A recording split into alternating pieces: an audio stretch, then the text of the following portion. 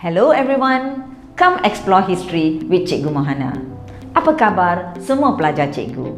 Cikgu percaya semua sihat-sihat dan bersedia belajar bersama Brainiac.my. Okey, kali ini Brainiac membawa soalan struktur bab 2 untuk kita bincangkan. Kita akan lihat aspek-aspek yang akan kita gunakan sebagai jawapan untuk soalan struktur. Mari kita lihat sekarang. Soalan pertama yang akan kita bincangkan adalah soalan utama dalam bab ini.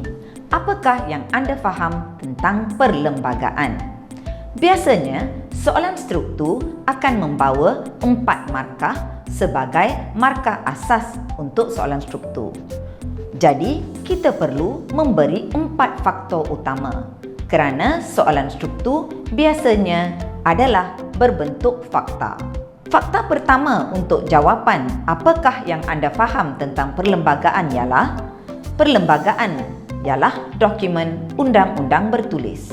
Fakta 2, menjadi teras kepada sistem pentadbiran negara. Ketiga, merupakan peraturan tertinggi negara. Dan F4, menjadi panduan dalam sistem pemerintahan negara. Jadi, kita telah sediakan 4 markah. Tetapi, pada asasnya dari teks, kita boleh menambah markah dengan fakta lain iaitu mempunyai 2 ciri utama iaitu tradisional dan moden, dan F6 diperlukan untuk kestabilan dan kemajuan negara. Jadi, untuk jawapan apakah perlembagaan, kita boleh gunakan salah satu daripada 6 jawapan ini sebagai jawapan anda. Seterusnya, contoh soalan struktur yang biasa boleh keluar dalam bab ini ialah senaraikan 4 ciri tradisional perlembagaan persekutuan. Soalan struktur kedua ialah senaraikan 4 ciri tradisional perlembagaan persekutuan. Jadi, fakta pertama ialah kesultanan atau pemerintahan beraja. Fakta kedua, agama Islam. Fakta ketiga, bahasa Melayu. Fakta keempat, kedudukan orang Melayu dan Bumiputera. Dengan mudah, pelajar boleh mendapat 4 markah. Seterusnya, kita lihat soalan struktur yang lebih panjang dan berbentuk pernyataan. Soalan pertama, kesultanan atau pemerintahan beraja merupakan salah satu ciri tradisional dalam perlembagaan persekutuan. Jelaskan. Ini masih soalan struktur berbentuk 4 markah. Satu lagi contoh adalah kesultanan atau pemerintahan beraja merupakan satu ciri tradisional perlembagaan persekutuan. Jelaskan tentang ciri tersebut. Juga membawa 4 markah. Jadi, pelajar boleh memberi pelbagai jawapan untuk 2 soalan tadi. Cikgu telah senaraikan pada skrin jawapan-jawapan yang pelajar boleh gunakan. F1, Negeri Melayu mengamalkan pemerintahan beraja. F2, Sultan merupakan pemerintah berdaulat dan memiliki kuasa penuh di negeri masing-masing. F3, pemerintahan beraja disesuaikan dengan konsep demokrasi berparlimen. F4, yang di-Pertuan Agong sebagai pemerintah tertinggi negara. F5, mempunyai kuasa mengampun atau menangguhkan hukuman orang yang disabitkan kesalahan oleh mahkamah. F6, mempunyai kuasa membuat perlantikan bagi jawatan utama negara. F7, pada peringkat negeri, raja merupakan ketua negeri. F8, terletak kuasa eksekutif melalui Majlis Mesyuarat Negeri. F9, mempunyai kuasa mengampun atau menangguhkan hukuman orang yang disabitkan kesalahan oleh mahkamah. F10, perlantikan jawatan utama negeri. F11, dikenali sebagai tonggak kehormatan dan keadilan. F12, boleh mengurniakan anugerah, penghormatan, bintang kehormatan kepada individu yang terpilih. Jadi pelajar, semua jawapan ini sesuai untuk soalan yang telah cikgu utarakan sebentar tadi. Kita lihat pula bentuk soalan lain. Huraikan ciri moden yang terdapat dalam perlembagaan persekutuan. Kali ini, cikgu letakkan 8 markah.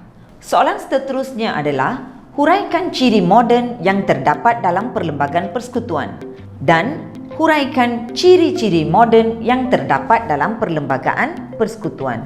So, jawapan yang boleh anda beri adalah seperti yang tertera pada skrin. Pertama, pembentukan kerajaan persekutuan dan kerajaan negeri mempunyai kuasa tertentu. F3, Sarawak dan Sabah diberi beberapa autonomi. F4, sistem demokrasi berparlimen. F5, pelaksanaan pilihan raya umum 1955 sebagai asas demokrasi. F6, bertujuan rakyat memilih pemimpin atau membentuk kerajaan. F7, Suruhanjaya pilihan raya ditubuhkan untuk menjamin keadilan. F8, SPR bertanggungjawab sepenuhnya untuk menjalankan pilihan raya. F9, kewarganegaraan persekutuan diperkenalkan pada tahun 1948. F10, kewarganegaraan yang sama kepada semua rakyat. F11, sebelumnya rakyat dikategorikan sebagai rakyat raja dan rakyat British. F12, taraf kewarganegaraan yang sama diberikan kepada rakyat selepas kemerdekaan dan pembentukan Malaysia. Jadi pelajar, untuk soalan unsur moden, pelajar boleh memberi semua jawapan yang telah cikgu senaraikan. Bagaimana pula dengan soalan-soalan yang ada kaitan dengan kebat dalam struktur? Mari kita lihat sekarang. Contoh soalan kebat ialah, perlembagaan merupakan elemen penting yang perlu dipertahankan. Apakah yang akan berlaku sekiranya rakyat tidak mempertahankannya? Beri penjelasan anda. Jadi dalam soalan struktur, ada juga soalan kebat. Contoh soalan adalah perlembagaan merupakan elemen penting dan perlu dipertahankan. Apakah yang akan berlaku sekiranya rakyat tidak mempertahankannya? Beri penjelasan anda. Jadi jawapan untuk soalan kebat tadi ialah F1, suasana menjadi kucar-kacir. F2, banyak perkara akan dipersendakan. F3, negara akan terdedah kepada ancaman bentuk baru. F4, rusuhan kaum akan berlaku. F5, keselamatan rakyat dan negara akan tergugat. F6, rakyat akan berasa takut dan terancam. F7, ketahanan negara tidak dapat dibina. F8, keharmonian hidup akan tergugat. F9, perpaduan dalam kalangan rakyat akan runtuh. Ya, pelajar, itulah cara kita menjawab soalan kebat. Mari cikgu beri satu lagi contoh. Soalannya, sebagai rakyat Malaysia yang mempunyai semangat patriotisme yang tinggi, cadangkan langkah-langkah bagi melahirkan warga negara yang sentiasa patuh kepada perlembagaan negara. 4 markah. Jawapannya, F1, mewujudkan mata pelajaran atau kurikulum perlembagaan di peringkat sekolah. Untuk soalan ini, kita boleh beri huraian seperti generasi muda didedahkan dengan ciri-ciri perlembagaan. Huraian 2, sentiasa bertindak mengikut lunas perlembagaan. Huraian ketiga, generasi muda dapat mewujudkan negara yang aman atau negara yang harmoni. Jadi, inilah cara pelajar boleh mendapatkan 4 markah dengan mudah. Jika kita hendak mencari jawapan lain, kita boleh menggunakan F2, di mana sekolah boleh mewujudkan kelab atau persatuan yang berbentuk perlembagaan negara.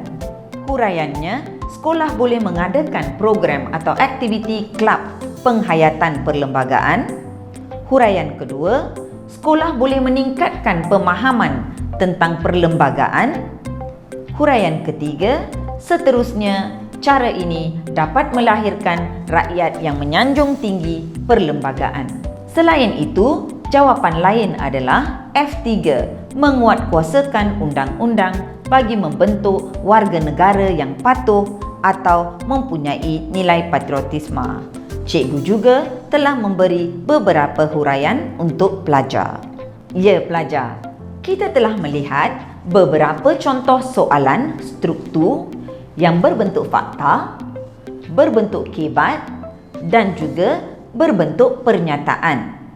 Jadi, cikgu telah berikan contoh-contoh jawapan yang sesuai. Betul?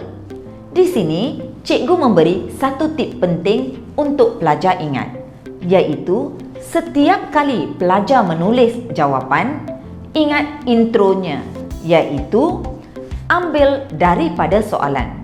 Contohnya, jelaskan perlembagaan negara. Jadi, intro pelajar adalah perlembagaan negara ialah. Seterusnya, anda menggunakan jawapan daripada teks yang telah cikgu beri tadi. Jadi, tips penting ialah ambil soalan dan gunakan sebagai intro. Itu saja untuk hari ini. Cikgu percaya sedikit-sedikit lama-lama menjadi bukit.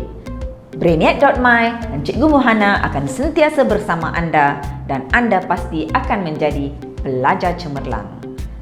Salam sayang dari cikgu dan jumpa lagi.